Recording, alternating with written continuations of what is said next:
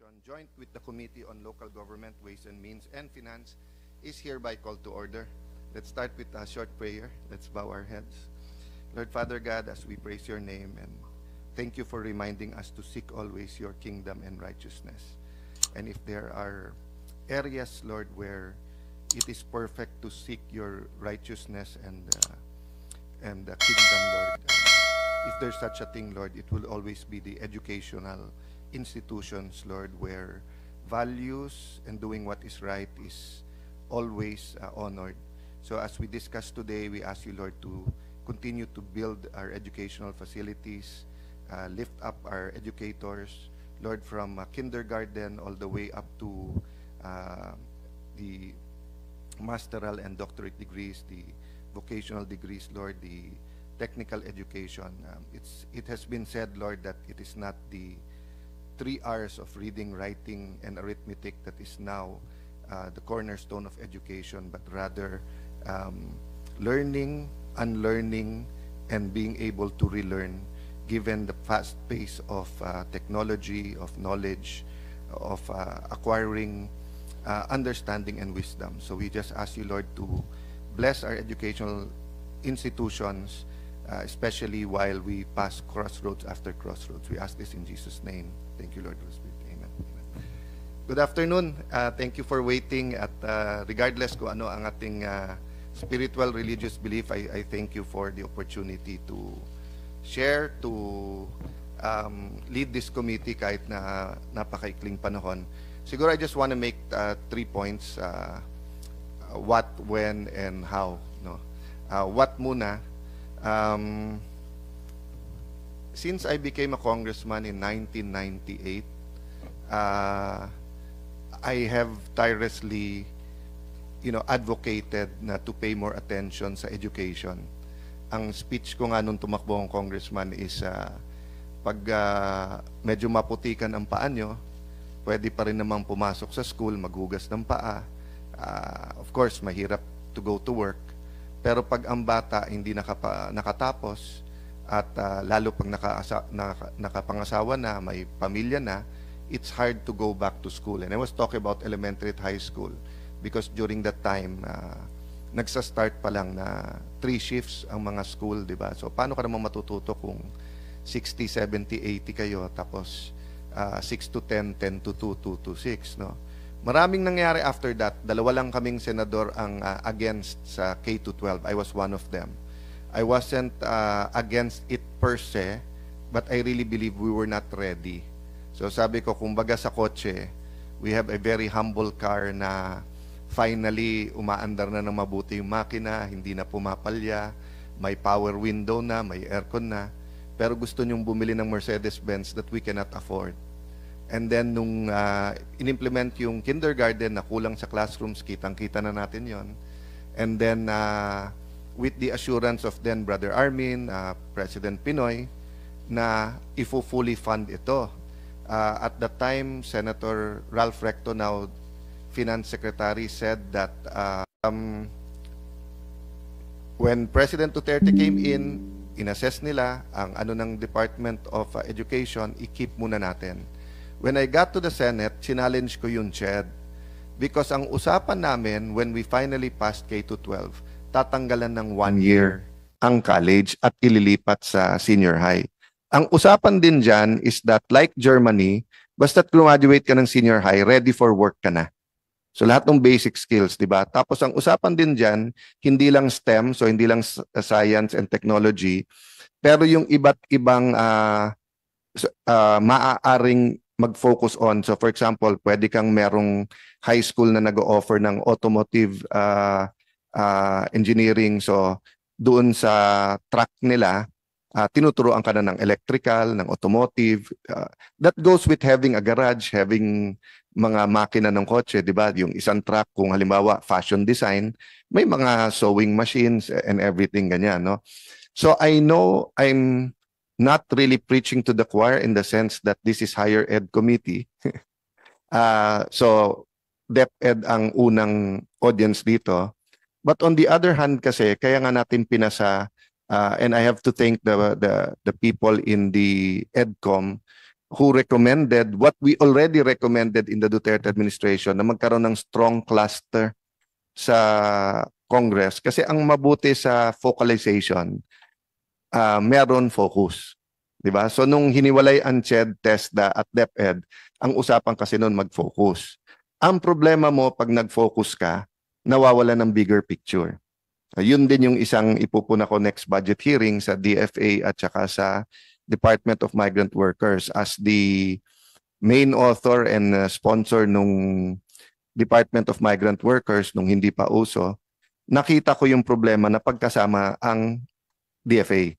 Kasi sa dami mong listahan kausap yung foreign minister, isa lang sa 10 yung o isa lang sa 5 yung sa migrant workers. Pag may secretary ka na yun lang ang trabaho, so dapat ginagawa ngayon ng migrant workers, naghahanap din ng bansa na mas maganda ang sitwasyon ng ating mga manggagawa at nakikipag-usap din sa CHED kung ano yung mga kurso sa mga gustong mag-abroad. Pero it's always more of the same. Why do I mention this? I mention this because wala naman po tayong pag-uusapan today. Let me now go to the what and how. So on our schedule today is yung some na newly created, some na amendment ng charter like the Mindanao State U. Meron tayong conversion of state colleges into universities. May conversion of extension satellite campuses to regular campuses. And then meron din tayong establishment of new colleges like kailangan ng mga ng magagaling na quality na College of Medicine. We're also going to discuss establishment of TESDA training assessment centers and so that I don't miss anything now. Yeah. So the committee will continue to function, hindi lang magi-hearing after the adjournment. I don't know what's going to happen sa adjournment, di ba? Kasi meron impeachment complaint that we're going to discuss, no? And although the impeachment court is different from the plenary, nangyari na sa amin before na nagsesesyon kami ng kung umaga ang hearing, hapon ang session, or kung umaga yung session, hapon yung hearing, or vice versa, no? So but my point is, with or without members and a chair, the technical committee is here, my staff is here, CHED continues to do all of the assessment. So what we'll do today, with everyone's permission, anyone who speaks, I will want to speak, I'll give you 1 to 3 minutes. Medyo marami tayo, more than 30, so para I don't hold you too long. Anyone who wants to submit their submissions in writing, we will put it in the record. So what we'll do is the committee will continue to work and then make the committee report. So usually nangyayari sa July, we elect the Senate President, the House elects the Speaker. Afterwards, we start distributing or electing the chair. Pasa na ng second reading, ganito gagawin. Pag may committee report na, isang hearing na lang, tapos ganito, no? Ang ipapakiusap ko lang is that we comply with CHED requirements. If there are legal issues, we can talk about it. Pero kung wala naman legal issue, compliance lang, mag-comply na tayo para pare-pareho tayong walang problema. Kasi that also affects my credibility. When I stand sa floor to defend and say na lahat ito complied, at wala silang mahanap na hindi nag-comply, they take my word for it, di ba? Pero kung 20 yan na bills, makita nila isa hindi nag-comply, yung 19, you cannot stop the 23 other senators from isa-isahin na yung compliance doon, no? Last point is that while I learned this very early as a counselor, no, na pag may lumapit sa iyo, yung problema niya ay pinakamalaking problema sa mundo, di ba? So I cannot say if someone comes to me and say na, sir, kulang ng 2,000, hindi maka-exam. Hindi ko siya pwedeng sagutin ng, hindi, pinapasa na namin yung batas na hindi pwedeng pigilan mag-exam. Pinapasa na namin yung batas na lahat kayo scholar. Pinapasa na namin ang batas. Hindi, because at that point in time, isa lang ang nasa mind ng magulang. Paano makapag-exam yung kanyang anak. So I can talk about all the big issues now, but most of you here, yung concern nyo, di ba, kung extension yon maging regular campus, kung may problema sa charter. So ang pakiusap ko lang, let's use the rest of June and July to also look at the bigger picture, 'di ba? We know na maganda yung scholarship program na pinasa during the Duterte administration, continued now, but it's not perfect. So right now, may pressure sa state universities. So yung iilan na naikot ko, pare-pareho, 'di ba, na taga ron sa probinsya, forced to open more slots, ayaw sa private. Sa Taguig, what we did is basta't graduate ng high school, may automatic 15,000 kahit saan ka na mag-enroll. Pag nag-enroll ka, tapos Center of Excellence, up to 50,000. Pagka yung 15, pero honor ka, may additional 15. Then we try to review and add every year. So yes, few cities or provinces can do that. But can you imagine if we can fix a comprehensive makatapos ako law? I don't know the name pa, no? But basically, 'di ba, kung bagong kasal kayo and after a few years may anak na kayo and then a few more years mag-high school na, ano ba nasa isip nyo? May pang-college pa tayo, makakaraos kaya ba natin patapusin, 'di ba? At ganun din, pag high school, lalo kung tumigil yung isa niyang kapatid, ang question niya, makakatapos ba ako, Nay? Makakatapos ba ako, Tay, 'di ba? So the law has to be comprehensive, not only scholarship, merit scholarship, basic scholarship, masteral, sports scholarship, talent scholarship sa dancing, singing, 'di ba? Robotics. Kailangan din dito may student loans dahil hindi naman lahat 'di ba? So for example lang, no, kung half of your population nagdo-dormitory, tapos sinagot lahat ng tuition, even some of the fees. Pero mas mahal, I think 60-70% is not the tuition, eh. 'Di ba? It's the pamasahe, yung mag-lunch ka man lang during the day, 'di ba? The other expenses, no. So I think we will be in a position. When I say we, I'm not only talking about the committee. I'm talking about CHED, TESDA, all of our SUCs to come together. So kung 23, 24 senators can come up with a very good law and 300 congressmen, what more if you have more than 100 state universities represented by the best of the best professors and admin, etc. Kung ano yung tunay na batas na hindi lang scholarship pero from birth pa lang nung bata, libre na yung DepEd. So pagka yan ay graduate ng senior high school, how does he get to college at paano siya makatapos? And then yun nga, ano yung synergy between DepEd and CHED na hindi ka and I'm not saying na nung panahon niya ganon. I graduated, na-delay ako.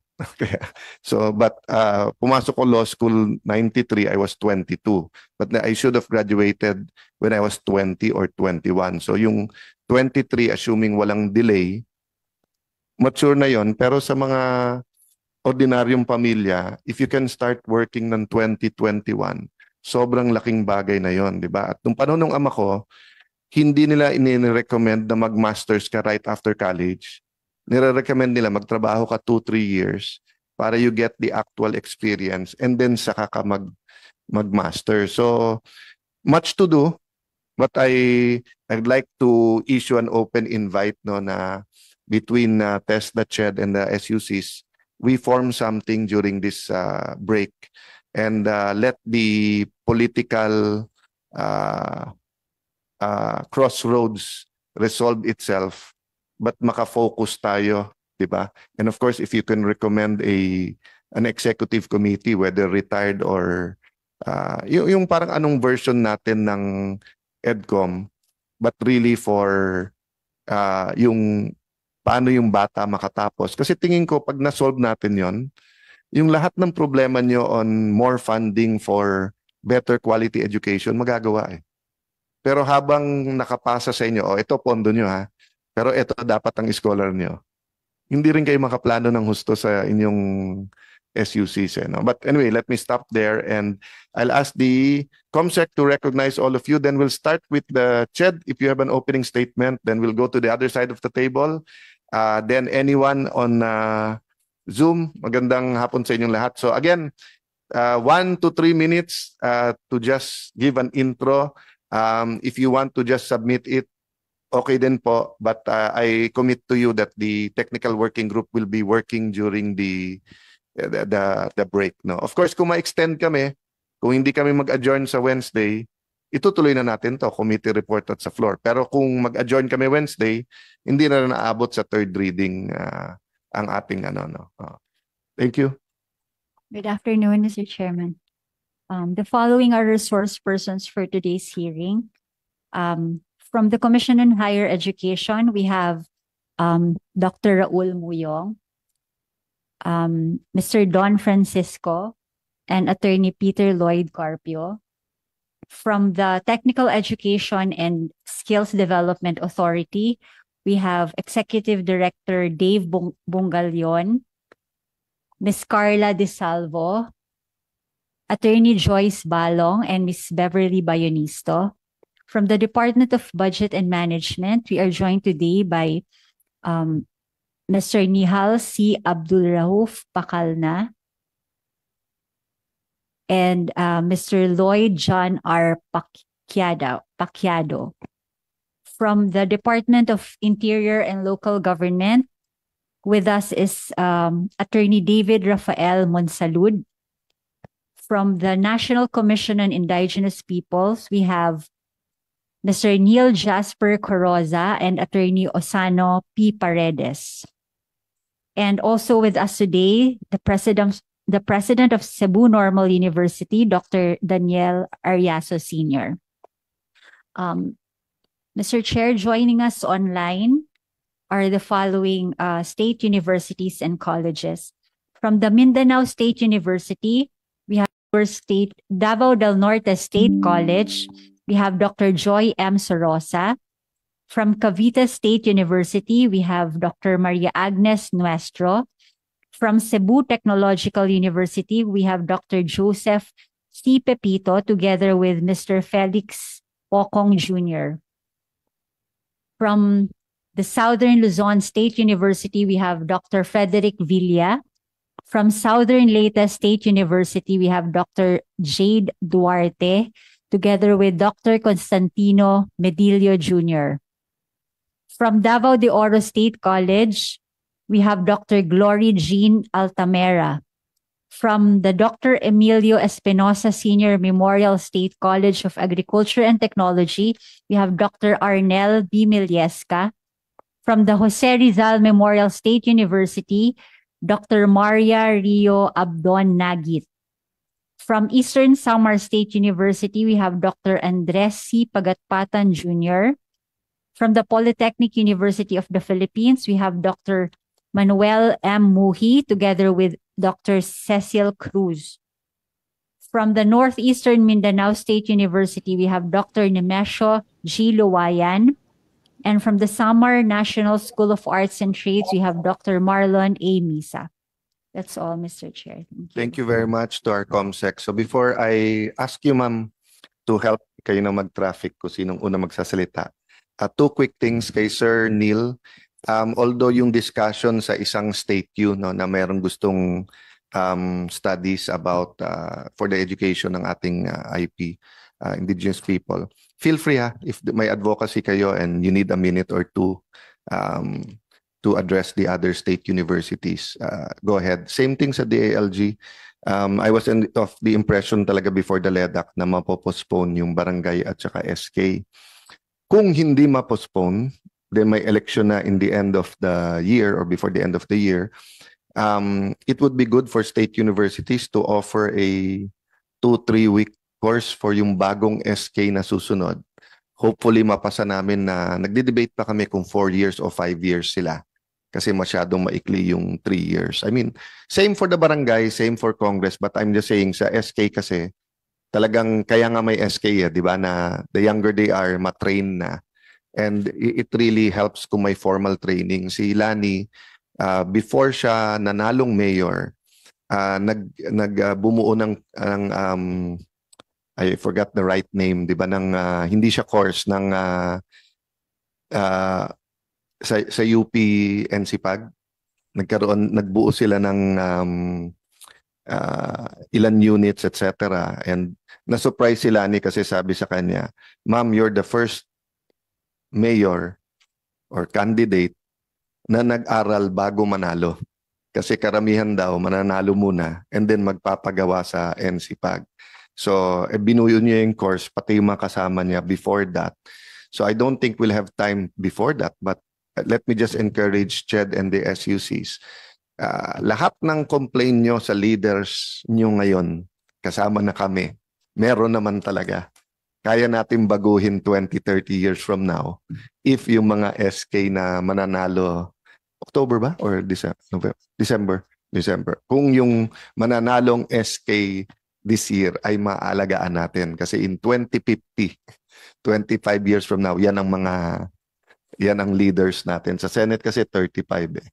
So if they're let me take this opportunity pala to thank your our Ched chairperson who is now at least sa Facebook enjoying his retirement.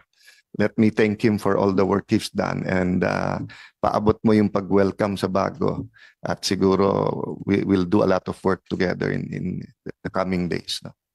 Go ahead, sir. Yes, makakarating, Mr. Chair. Good afternoon, Mr. Chair. Good afternoon to the other members of this committee. On behalf of the CHED, we are here to submit our comments on the 14 bills related to the strengthening of Mindanao State University, the conversion of State College into university, and the conversion of external campus into regular campus, and establishment of new campuses of the different state universities and colleges. Mr. Chair, we have prepared a written comment and we will be submitting this officially to our secretariat so that for the reference. But we only have two major things we'd like to raise here on the two proposed bills. Mr. Chair, if you may allow.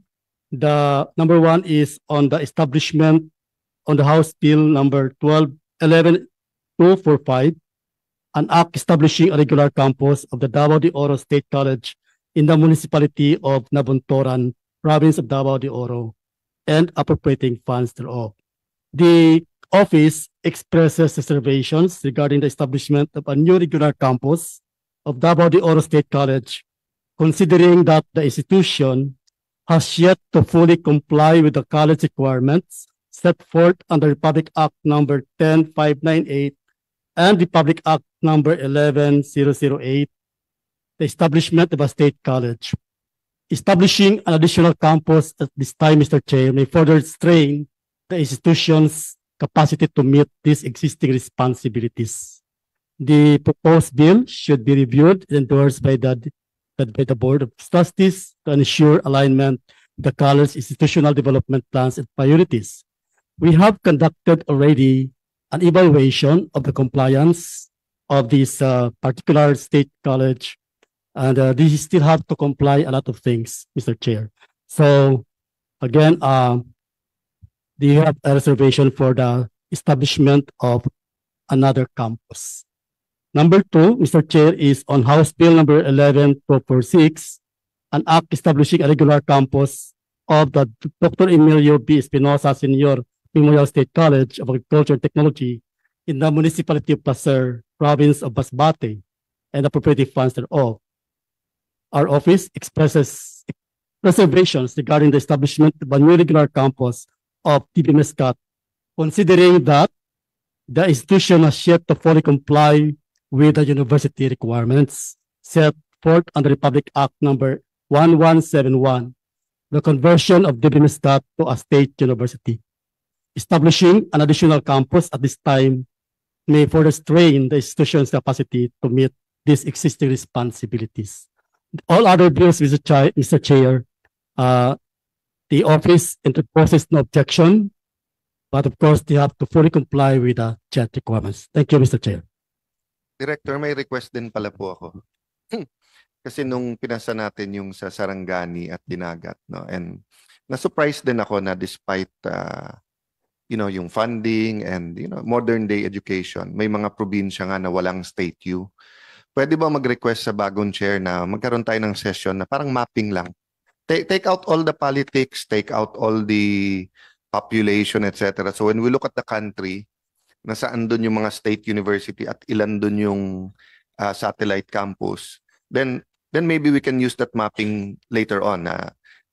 For example, I remember also private university. So just parang, pag binura mo yung pangalan, makikita mo na doon pa lang sa mapa kung saan talaga kailangan ng either a new state university or a campus from an existing state university doon. No?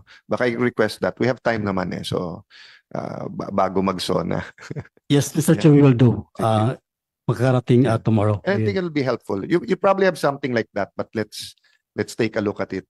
Vis-a-vis, ilan ang college-going age, ilan ang nag-private, ilan ang nag-public, ilan na yung SUC, di ba? So, even when we're doing our studies dun sa scholarships, etc., makikita natin aalis pa ba sila dun sa kanilang probinsya or katulad, let's say, ng Cebu na ang daming university. So, baliktad. Pag taga Bohol ka o Dumaguete, you also have good universities, but some also go to Cebu, di ba? Something like that. Thank you. Yes, Mr. Chair, we can do it. Actually, we have already the data on how many state universities in the country and how many campuses are there, including also the private higher education institutions. But we will be submitting a data to the committee. Mr. Chair, thank you. Thank you po. Sinong next natin, ma'am?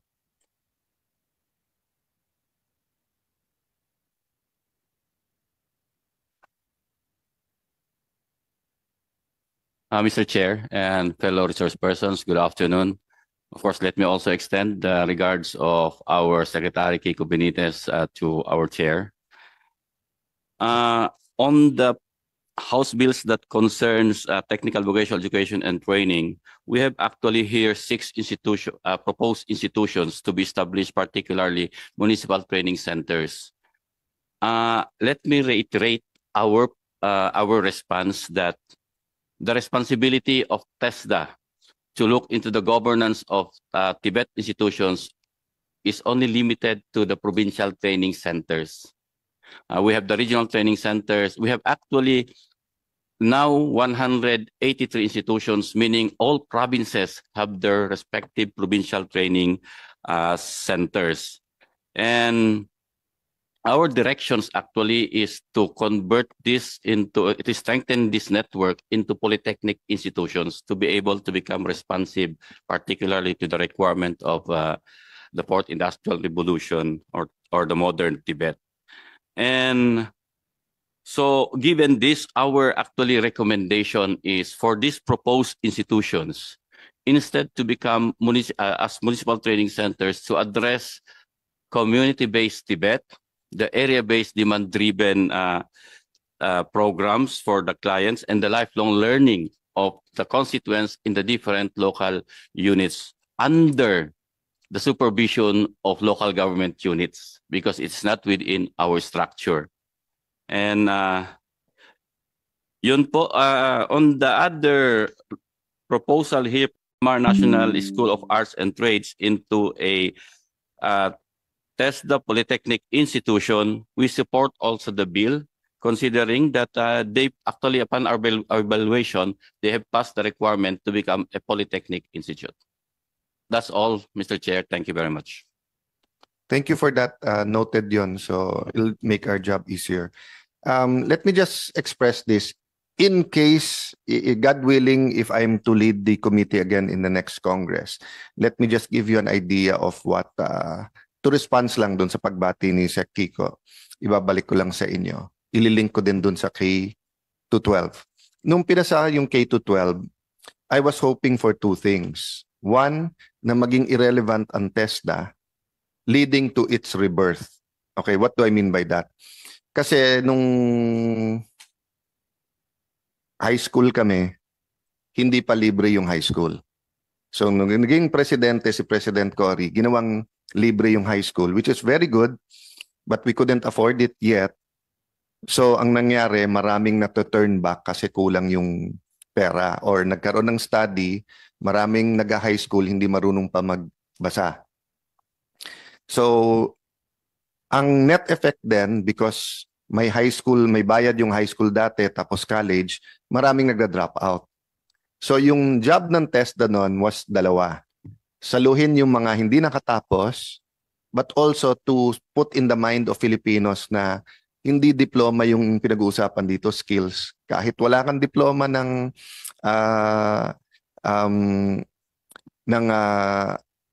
college, kung yung anak mo ay magaling na electrician, di ba? Magaling na welder, etc., they can have a good job. So ang understanding sa K-12, ipapasok to lahat sa junior at saka senior high school. So ang usapan doon, pag graduate mo, hanggang MC2 tapos mo na. So dapat lumiit ang TESDA, hindi lumaki. Kasi at the time na pinasa namin, until before the pandemic, sinasabi din ng DepEd, kumukonti na yung dropout. Unlike nung una ako naging congressman 1998, parang sa 10 nagsimula ng grade 1, 4 na lang yung pumapasok ng college eh. Or kung 6 or 4. So nag-change ang statistics. Ang problema ngayon, yun, balik na naman sa highly urbanized, balik na naman sa 2 shifts, yung high schools. Tapos, many of the high schools do not have senior high, so lilipat ka. Tapos, hindi inayos nga yung part ng test doon, no? So, I'd like to just send this both invitation and challenge na i-map out ano ba magiging role ng TESDA in the next 25 years. Kasi kung yung trend ngayon na yun, may 3-year course na kayo, baka mag 4-year course, nag-create lang tayo ng pangalawang CHED. Hindi yung original na inano natin na and TESDA could really play that role. Of course, right now, hindi pa yun yung apparent, di ba? Pero I don't know how soon or how fast or how slow AI will eat up certain jobs. But we do know that if both the SUCs and the TESDA go into AI much faster than other ASEAN neighbors, we'll be in good shape, di ba? So anyway, I'll just throw that. Kahit naman sino siguro mag-chair or kahit sinong, we're hoping na magka-EDCOM 4, no? So, but we're hoping sa EDCOM 4, gawin na naming commissioners ang head ng CHED, TESDA at saka DepEd. So parang parliamentary style, hindi yung advisory, pero may once a month na yung 4-5 senador, 4-5 congressman, head ng CHED, DepEd at nagkikita, di ba? So kung may cluster ka pero sa LEDAC lang kami nagkikita, kulang din yung coordination. But let me just throw that to you para mapag-usapan nyo. Ang napakahirap po kasi sa TESDA, ilan ang board member nyo? 28 ba? 28 ata, board members. So pag binigyan mo ng 2 minutes bawat isa, 1 oras na yon yung board, di ba? Ang maganda naman doon, maraming point of view. Pero mahirap, when you say full discussion sa TESDA board, medyo mabigat, di ba? No. So, who do we go to, ma'am? Thank you very much sa TESDA. Thank you, sir. Sa DBM naman, mamaya pasalita na, pero alam lang, isa lang naman gusto natin marinig, di ba? Kung may pondo o wala. So, yan ang Ma'am, how do you pronounce Nihal? Good afternoon, Honorable Senator. Yes, it's Nihal. Nihal. Welcome. Thank At you. hindi pala ako bumati sa lahat ng ating mga Muslim na educators. Assalamualaikum and welcome to the committee hearing. So ma'am, sinong next? SUC President Sige. Dr. Arias is raising. Thank you so much, Yes. Mr. Chair. I am the president of Cebu Normal University. First, I would like to thank you and the leadership of the Senate for approving the 2 bills of Cebu Normal University on 3rd and final reading, and it's now in the House for concurrence, probably today or tomorrow.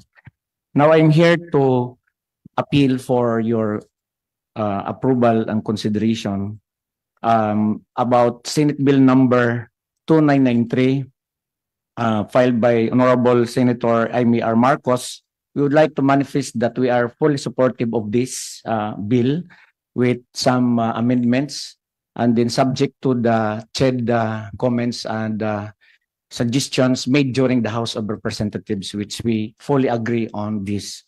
So just to include the word regular in the title and section 2, and then in section 3 to include the mandates of the Argyle campus, and then on the supervision and management that it has to be consistent with the approved version of the CNU Midilin, and then on section 8 for the appropriations that the municipality of Argao shall continue to support CNU Argao campus until the fund is included in the GEA.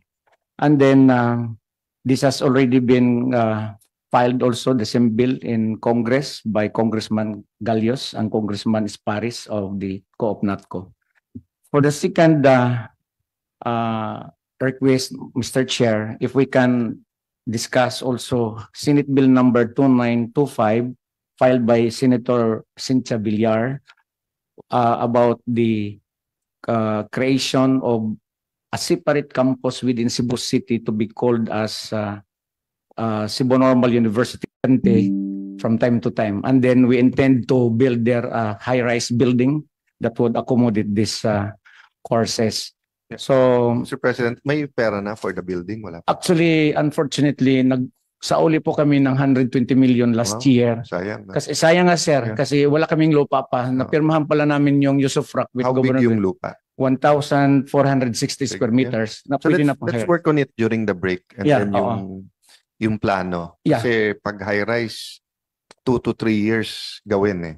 Yeah. Pero ang maganda naman nun, habang ginagawa, prepare mo na yung Yes po. paglipat. Diba? Oo. Mayroon na doon mga existing buildings sa location na yan that we can utilize While temporarily. you're building the... Yeah, while we are building our own. And then to date, Mr. Chair, there are more than 6,000 to 7,000 students cannot enroll in Cebu Normal University dahil kulang po kami ng capacity in terms of enrollment and absorptive kasi kulang kami ng buildings. Yun ang isang limitation namin. That's why we are really seeking for the creation of additional campuses. And I would like also to manifest that we will make it sure that there will be no duplication with the current issues in Cebu, like the Cebu Technological University. We will just complement with one another so that there will be more choices that the students of Cebu have to take from. And then in addition, Mr. Chair, dito na lang naman tayo, I appeal that the plan for another campuses in Catmon and Alegria be included kasi these are really areas where students would really like to enroll in Cebu Normal University. Basta hindi kami mag-duplicate ng program with CTU and other issues.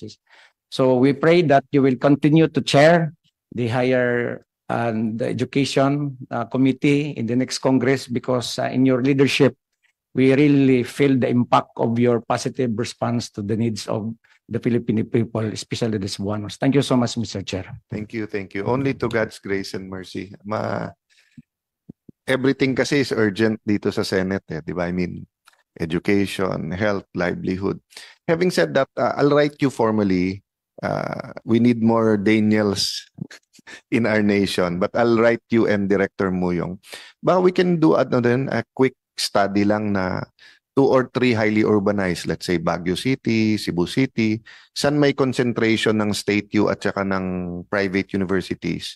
Tapos siguro 2 or 3 na very rural na meron man lang.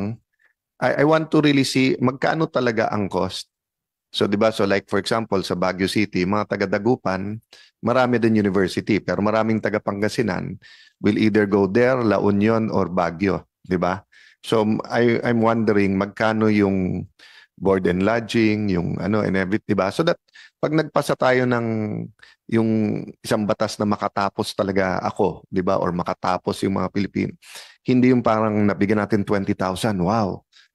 Makakatapos ka na. And then pag nakita natin, it costs pala an ordinary student 20,000 SM in tuition, but another 80,000 in, di ba, in expenses. So yung tunay na expense, di ba? I mean, he or she doesn't have to go home every weekend kung may dorm.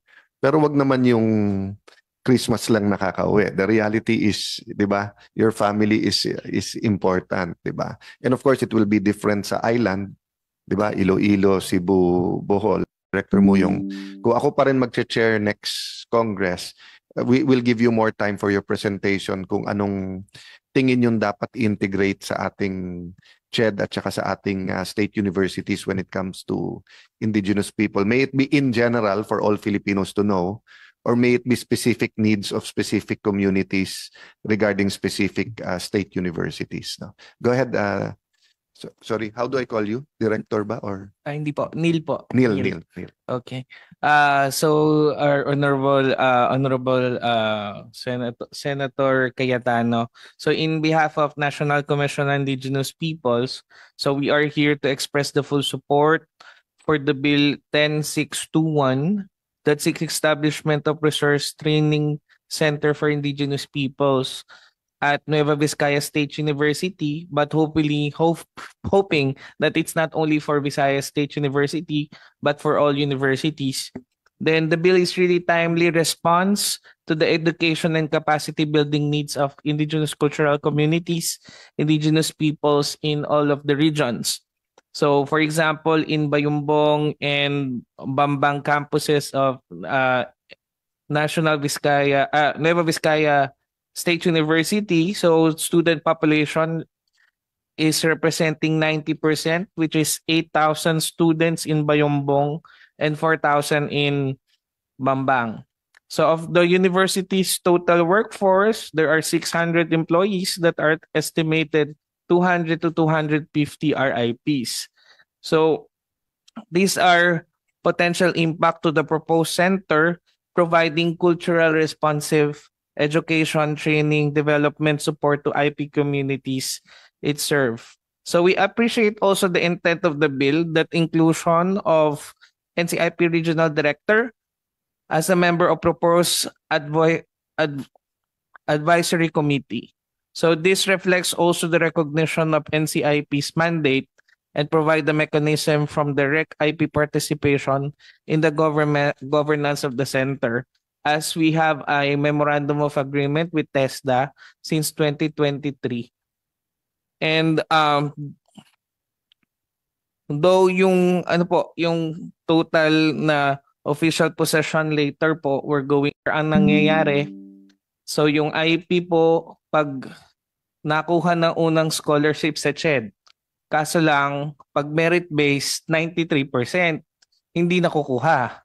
So kapag nakikipag-usap kami kay CHED, so yung ibang mga hindi natanggap dun sa scholarship program namin ng IP. So yung IP scholarship, meron kami mas mababa po yung passing rate, which is 80%. Though, meron pa rin po sa kasamang palad, meron pa rin talagang hindi nakakakuha ng 80%. That's why yung TESDA po doon sila nabagsak sa TESDA. Opo. So yun po. And so yun, sir. Thank you. Well, two things immediately, no?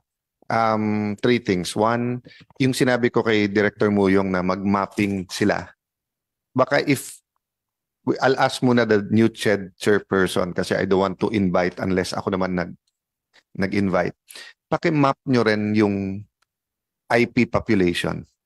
Kasi why don't we do that vis-a-vis yung mga state use? For example, no, sa Tarlac, Pampanga, 'di ba? There's so much na low-lying fruit na pwedeng gawin sa Aita community. But I don't know kung between your commission, TESDA, and the SUCs there, meron ng ginagawa, 'di ba? So in the meantime, if you go to Clark, nandun lahat ng batang Aita na nagbebeg. So ang nagiging impression is, di ba, pati sa kanila, seeing themselves that way. Samantalang there's so much we can do, napaka-prosperous ng Clark, di ba? Thirdly, before this, the law that we're now implementing sa scholarship, during Pinoy's time, pinasa din natin yung Scholar ng Bayan. I was the main author nun. Ang theory ko kasi, kung ikaw ay graduate ng high school na top 10, pero hindi ka pumapasa ng state U, hindi na yung talino ng bata ang may problema. Ang problema na yung lugar mo, hindi nabigyan ng tamang resources yung school mo. Kasi top 10 ka na doon eh, di ba? So if top 10 ka ng very rural area, magaling ka na eh. So kung may kulang ka, baka wala kang computer doon, baka hindi mo kasalanan yon. So under that law, UP lang ata ang hindi nag-implement. I don't know now kung ini-implement ng iba. Yung top 10 mo is automatically admitted to the SUCs. I haven't checked if it's being implemented. What's my point? We might have to put up DepEd schools exclusively for the IP. May lumapit sa amin na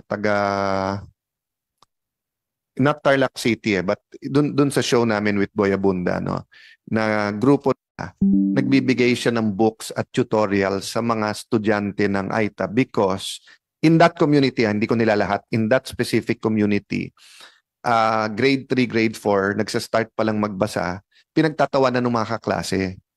So, ayaw nilang pumasok. Di ba? But kung marami naman sila, baka dapat may separate talaga silang, I'm for integration at a certain point, di ba? Whether grade 6 yan, grade 5, but baka kulang tayo ng study na pag nag-grade 1, di ba? And then hinalo mo ka agad sa population and then mismong parents hindi niya alam kung paano turuan.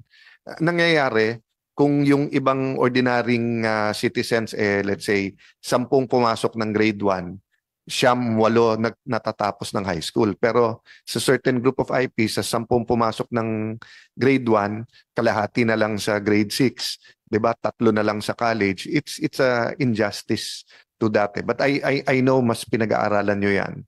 So let's see how we can help on that. No? So before we go to Mindanao State University, I'll recognize Senator Bongo. But tama-tama nandito rin si Senator dahil very active siya sa MSU. We just like to express our condolences nauna na sa atin si President Hassanul Mapupuno. So our condolences to the whole community ng Mindanao State University. Mr. Maraming salamat, Mr. Chair. My condolences also to the family of President ng MSU, si Basari Di Makuta Mapupuno. Kilala ko po ito personally. Ito po yung na-appoint po nung bago po matapos ang termino ni former President Duterte. Assalamualaikum sa mga kapatid kong Muslim na nakikinig. Idil Adha sa inyo.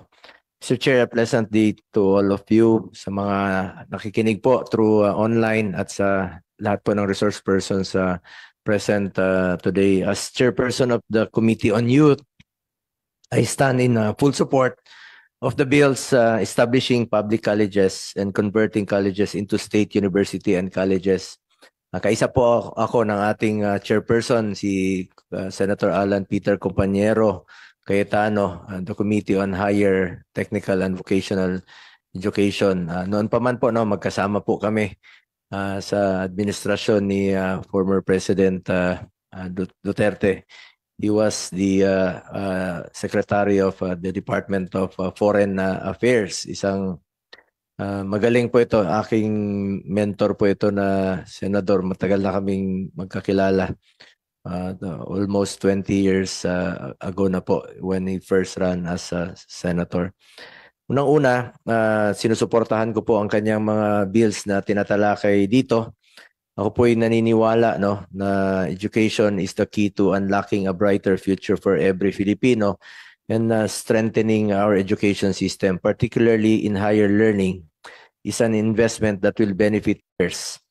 At ang mga SUCs at public colleges ay nagsisilbing tulay para sa mga kabataang Pilipino na nagnanais makamit ang mas mataas na antas ng edukasyon. Ngunit wala silang kakayahan upang magbayad ng mataas na matrikula sa mga pribadong paaralan. Kaya naman po isang malaking tagumpay ang naging resulta ng batas na ipinasa ng administrasyon ni dating Pangulong Duterte, ang Republic Act 10931 o Universal Access to Quality Tertiary Education na nagbigay ng libreng matrikula sa mga estudyante nag-aaral sa mga SUC. Sa tulong ng batas na ito, marami sa ating mga kababayan, lalong-lalo na po yung mga mahirap ang nabigyan ng pagkakataon na makapag-aral sa mga SUCs at matamo ang kanilang pangarap na degree. At gusto ko lang pong ikwento po sa inyo na napaka-importante po sa akin, aside from health advocate po ako, itong education. Maalala ko sometime in 2017. Dahil sa Davao City doon, meron pong scholarship program. Yun is tinatawag na STEP. Kaya nung naging presidente po si President Duterte nung 2016, sinulong natin itong Free Tertiary Education Act. Alam nyo, pag karagdagang gastos, usually ang mga finance manager nag-object at nagre-recommend na i-veto kasi karagdagang gastos. Ngunit ipinaglaban po namin ito at naniniwala po ako ng edukasyon ay isa sa pinaka-importante na bigyan po ng pansin at pondo po ng gobyerno. Dahil itong edukasyon ay dala-dala po natin ito hanggang na po. Ito po ay dapat bigyan ng pansin at puhunan po natin ito hanggang sa pagtanda natin. Dahil ako po mismo, meron po akong isang anak. Pag malaki ko na lang po, mista, na naging summa cum laude sa Lasal noong 2019 sa accountancy. He is now a CPA lawyer na po, valedictorian rin po ng School of Law sa Ateneo noong 2024. At sabi ko nga sa kanya, dala-dala mo yan hanggang sa pagtanda mo. Yan yung napaka-importante na ibigay po natin sa ating mga anak, yung edukasyon. Kaya asahan niyo po ang aking suporta. Kaya nung 2017, muntik niyang nabito. Alam po ito ni Chairperson Popoy de Vera. Tinawagan ko siya, sabi ko, sulatan mo si Presidente para agapan natin at matuloy po ito. Sumulat siya kahit gabi. Pinakiusapan namin ang Executive Department. Nandun pa ako, asap pa po ako noon. Nakiusapan namin ang finance manager at sabi ko ayaw ni President Duterte na ibito po ito at gawan niyo po ng paraan. So natuloy po, naging batas po ito at proud lang po tayo dahil para po ito sa ating mga kabataan. Naniniwala po ko, napaka-importante po. The more we should invest sa education. At in fact, I also filed a bill expanding this tertiary education subsidy to make it more accessible in private colleges para mas maraming option ng ating mga estudyante. We will refile this again sa next Congress since wala na pong panahon ngayong 19th Congress. Mr. Chair, sana po ay matuloy, not a privilege. Mr. Chair, salamat sa pagkakataon at sana suportahan mo po itong expand natin yung free tertiary education na naging parte ka rin po noong 2017. Salamat, Thank you, Mr. Chair. Senator Bongo. Bago ko dumating, in-announce ko nga na God willing, kung tayo pa rin ang chair ng committee next Congress, we will pick up where we left off. Pero iiwanan natin ngayon sa isang technical working committee at inimbita ko yung staff mo. So katulad nung bill mo na yon na i-expand, pag-aralan na nung committee the next 6 weeks bago mag-SONA para kung sino man mag-chair sa susunod, hindi start from zero na naman, di ba? And nandito naman ang representative ng DBM because yung technical naman kaya talaga ng CHED test at saka ng SUCs, pati ng private sector. It's really, how to allocate the money, di ba? And how much we want to allocate it. So, sasagutin ko na yung sinabi mo na sana sa susunod maipasok. We will do the staff work na and mag-assign ka lang, Mr. ng isang staff na magbabantay din. Bawal lang tayo mag-hearing, but we're a continuing body, not to preempt the debates sa impeachment. But yung staff naman natin, ang ating magaling na COMSEC will be there. Ang ating mga technical staff will be there. So ituloy natin. And I think wala pa akong nakitang tinanggihan ni Director mo yung sa sa trabaho. Pag hindi ka nag-comply, tatanggihan niya. Pero pag nagpasa ka ng trabaho sa kanya, tinatanggap naman niya. So to answer your question, Senator, we will take that up all during the break, di ba? Paano natin palakihin pa yung scholarship? Just to his point, as I said kanina, ako yung author nung Scholar ng Bayan Act. Actually doon, may allowance din yung top 10. Tinanggal kasi ayaw nung economic managers nung administrasyon na yon kasi nga mas pabigat.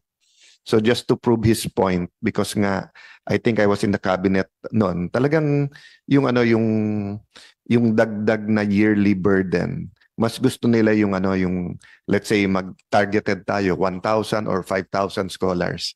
Pero yung gawin mong open to everyone, and then yung burden sa tax, nagkaroon talaga ng debate yan sa kabinete. So I understand what Senator Bongo is talking about. Having said that, palaki naman ang pondo natin, and then pa-complicate yung job market. So kailangan talagang lalo nating gandahan, di ba? And right now we have 600 billion pesos in ayuda. So if we move some of that to scholarship, may puwang para dyan, di ba? So Salamat. Masaya lang po ako na since napasa po itong Free Tertiary Universal Access to Quality Tertiary Education Act noong 2017, marami pong mga estudyante na po ang natutulungan. Masaya po ako na ipaglaban po ito nung panahon ni Pangulong Duterte at hindi na veto po ito. At alam po ni Chairman Popoy de Vera. At yan po ang patuloy naming isusulong bilang inyong senador at miyembro po ng komite. Isusulong po natin ito na magkaroon pa sila ng expanded or choices na sa kanilang pag-aaral po, dahil naniniwala po ako na ang kabataan ang kinabukasan ng bayang ito at ang edukasyon. Studies at papers medyo extensive, no, for your amendment sa inyong charter, but let me just give you a few minutes because we want to acknowledge the role of MSU in the fight for peace and progress in Mindanao. No, we really appreciate it. Mr. Chairman, I may recognize Attorney Yusuf po. Yes, sir. Please continue. My name is Attorney Nur Ilyas Yusuf. I'm the Board Secretary of Mindanao State University. Assalamualaikum, Mr. Chairman, and good afternoon to everyone. As a result of the untimely passing of our late President, Attorney Basari Mapapano, we have now an officer in charge in the person of Dr. Rasid Paca. However, he excused himself because he has an equally important meeting to attend to. But he requested me to speak in his behalf. Mr. Chairman, we fully support this proposed bill. We welcome this bill.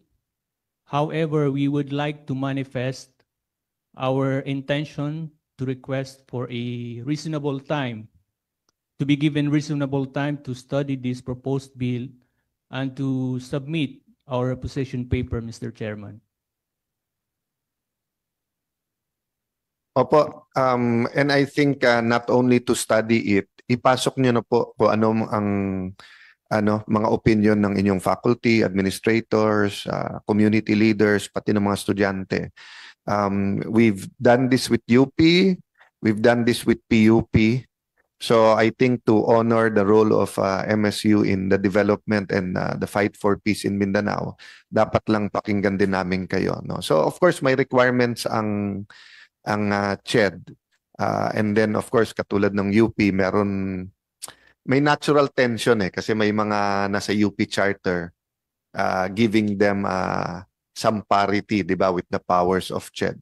So we will consider all of that, and as I said, you have more or less 2 months bago naman mag-convene ulit, no? So feel free, Dr. Paca, din yung OIC nyo kung And Attorney Alisidni Ditukalan from MSU IIT. we have a few minutes po if you wanna 1 or 2 minutes each po sa ating mga mahal na chancellors. Thank you, Mr. Chair. This is Chancellor Abantas of MSU GenSat. Mr. Chair, thank you for this bill. I think this is timely and needed for the Mindanao State University system. The bill is actually almost 90% or 95% amenable to the position paper taken by the MSU Board of Regents as a result of our consultation. Very few lang po ang ilalagay namin sa position paper namin as part of the bill. Kagaya po nung sinabi nyo kanina, medyo yung parity between CHED and MSU, yun yung i-discuss natin sa position paper. Thank you po. Thank you, Chancellor. Chancellor Sally? Assalamualaikum, magandang hapon po, mahal naming Senator Alan Peter Cayetano. Maraming salamat po sa bill na to, House Bill 11343. Katulad po ng sinabi ng aking fellow Chancellor mula sa General Santos. Ako nga pala po si Dr. Joyce Sally, Chancellor ng Mindanao State University sa Tawi-Tawi, ang southernmost province ng ating mahal na Pilipinas. Kami po ay sumusuporta sa bill na to. Mga 95% po ang nakikita naming, or 90 to 95% amenable po kami doon. Meron po kaming meeting kahapon sa executive committee namin. May napansin lang po kaming mangilan-ngilan na mga provisions na nakasaad sa proposed bill. Halimbawa po yung termino ng chancellors. Kami pong Chancellor Regents, may 3 po kasing Chancellor Regents na nakaupo sa Board of Regents. Ang Chancellor ng Iligan Institute of Technology, Chancellor ng Tawi-Tawi College of Technology and Oceanography at ang MSU Gensan. Kami po ngayon na nag-e-enjoy ng termino na 5 years without prejudice to one reappointment. Sa proposed charter po kasi nakalagay na naging 3 years po yung bumaba po nung 2 taon. Kami po'y naniniwala na kung mabigyan kung maging status quo, kung halimbawa yung ini-enjoy namin ngayon ay maintain po, mas marami po kaming magagawa bilang mga chancellors at bilang chancellors ng malalaking ng malalaking campuses ng MSU. Siguro yun na lang po ang pwede ko sabihin. Sana po mabisita niyo po kami sa Tawi-Tawi, Senator, sa mga susunod na mga taon. At salamat po ng marami sa inyong patuloy na pagsuporta, lalo na sa aming mga taga-Tawi-Tawi na nagre-represent po ng Bangsa Sama at ng Bangsa Sug. Assalamualaikum. Waalaikumsalam, ma'am, and thank you very much. Hopefully hindi na, God willing, no, inshallah hindi na umabot ng taon at makabisita kami. In fact, I do wanna sit down with the leaders of MSU. Ang question lang, where in Mindanao? Kasi iba pa rin talaga yung face-to-face. Mas gusto ko pa rin yung barangay. Masyadong maikli 3 years. At least 4. So ang pinag-uusapan namin kasi kung 6. Ang comment ko nga, pag 6 years kasi nagiging lax. At minsan yung mayabang. Kaya sabi, pabiro, sinabi ko, tignan mo Senado. Kasi 6 years kami.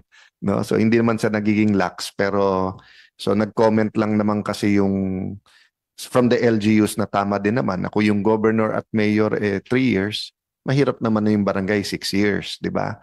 Pero kung ipepeg natin sa 3 years, hindi natin susubukan yung 4 years, masyado naman talagang maikli. So let's discuss nga whether it's better for MSU na 4 years na 3 terms or 5 years na 2 terms. But even sa UP ho, na-discuss na rin namin yung dinidiscourage yung 3rd term ng deans. Pero pati yung yung anong ibig sabihin ng director mo yung extraordinary, di ba? Kasi minsan sa mga charter nakalagay pagka extraordinary, you're allowed as a 3rd term. But what is extraordinary? And if it's left to the board, medyo may yung board, masyadong malaking discretion. Pero pagka we start naman writing down what is extraordinary, parang 2 terms na lang. So may mga ganun talaga na in reality, ma'am, di ba? But I do understand, napaka-importante na may stability at very clear sa inyo. No? But I'll make an effort ho, na before mag 20th Congress or at least bago mag-SONA, ma-meet ko po yung mga taga Mindanao State University. Okay? So everyone, we have like 5 minutes. So we will take your submissions, but we can use that 5 minutes. Meron pa ho bang representative ng State U or ng TESDA na gustong bumati o magsalita? Mr. Chair, if I may be allowed. Please state your name lang po kasi medyo maraming nasa picture, hindi ko makita kaagad.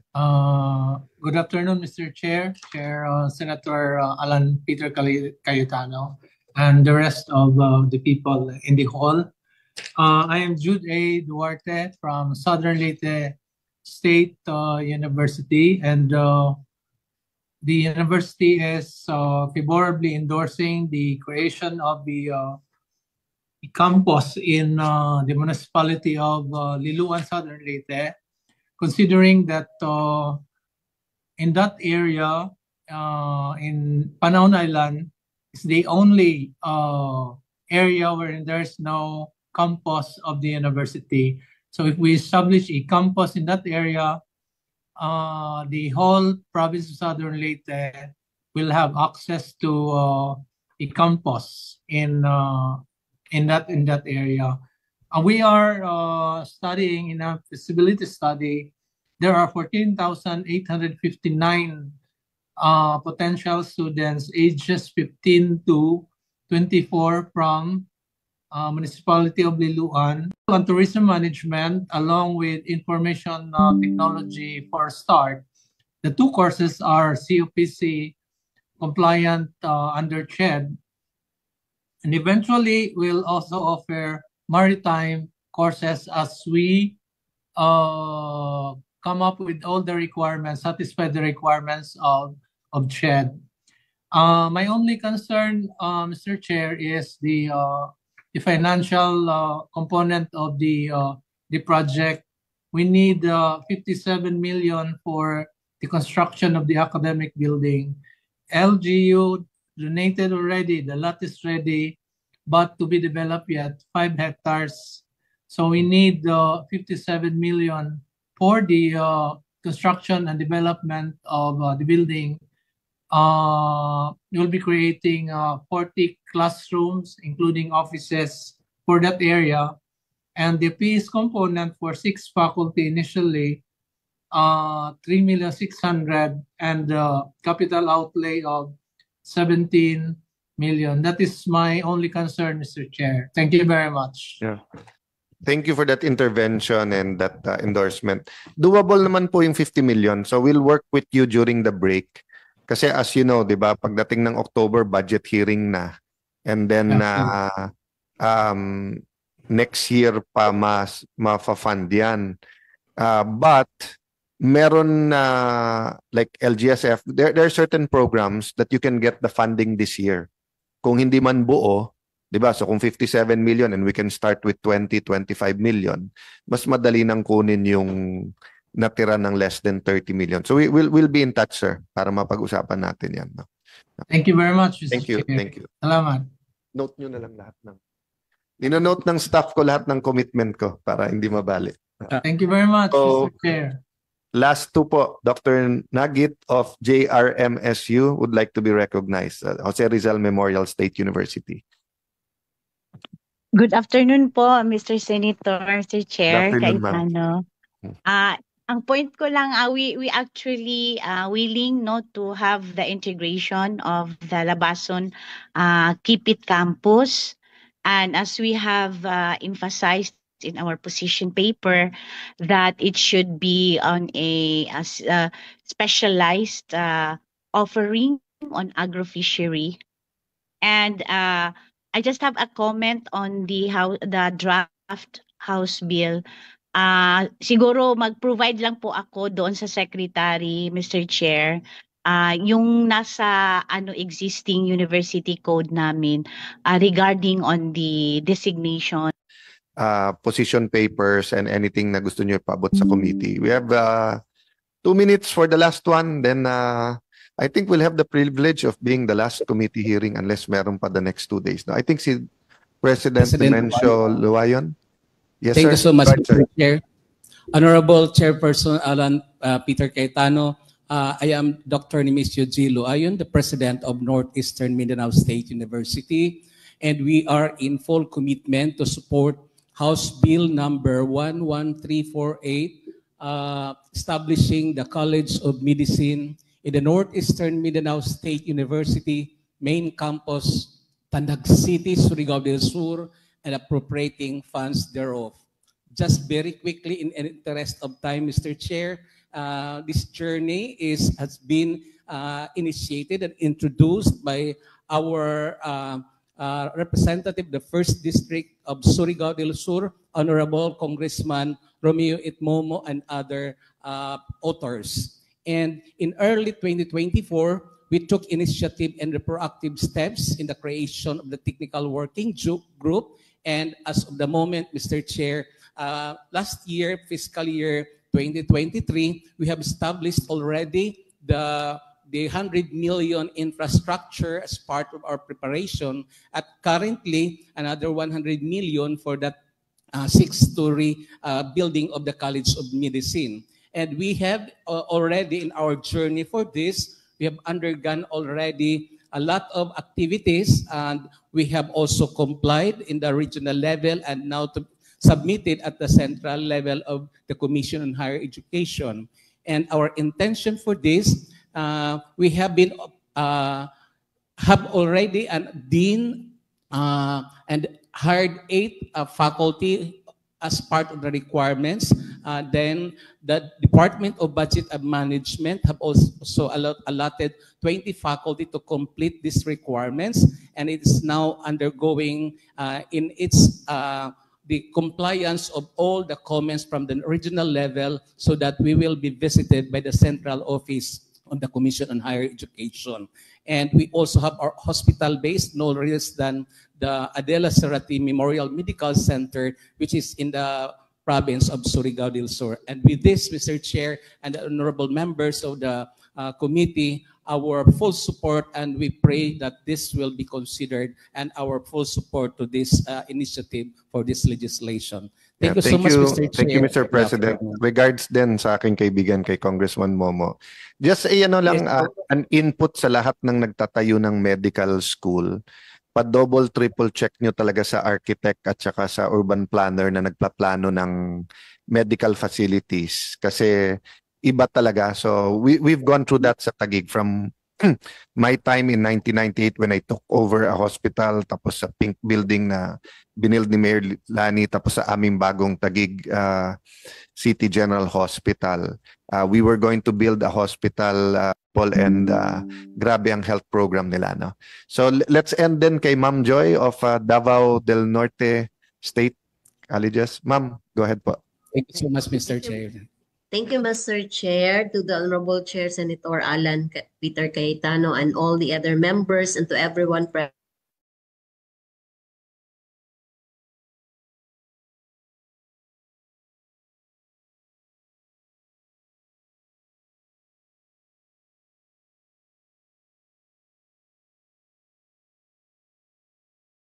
Yes, Ma'am po. Joy, pakiulit. Ayan po, you're back on. Pakiulit po, ma'am, na naputol dun sa pagbati niya. Okay po. Sorry po. So again, good afternoon everyone, especially to the chair. For Davao del Norte State College to be converted into a state university is both a privilege and a challenge. It was stipulated in the Manual of Regulations for Private Higher Education Institutions by CHED that university status is a distinctive honor reserved only for truly deserving higher education institutions that have proven their excellence in the areas of instruction, research, and extension. And so the successful conversion of this college into a university would speak volume on the efforts of the institution towards our commitment of providing quality education to our students.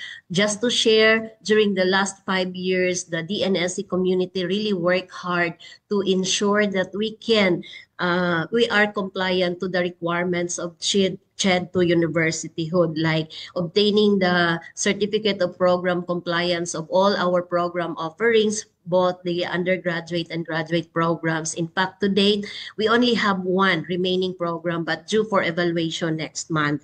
And also, we tried to deliver in the licensure exam, not only producing top-notchers, but also to be part of the top-performing schools in the nationwide, and particularly in the teacher education, social work, and also in our fisheries program. And we know that if we become a university, we can provide more opportunities to our students. We can expand more because based on data, universities, state universities, they are allocated with higher MOE and capital outlay. So we can also provide more modernized facilities and technological advancements that would equip our students and for them to be prepared in a very competitive world later. And just to share po, kanina to relate this doon sa discussion nung NCIP, the NSC, we have one extension campus in Talaingo, Davao del Norte, wherein 90% of our students are actually the IPs Data Manubo po. And we are offering agroforestry in for a positive result of this bill. Thank you po, Mr. Chair.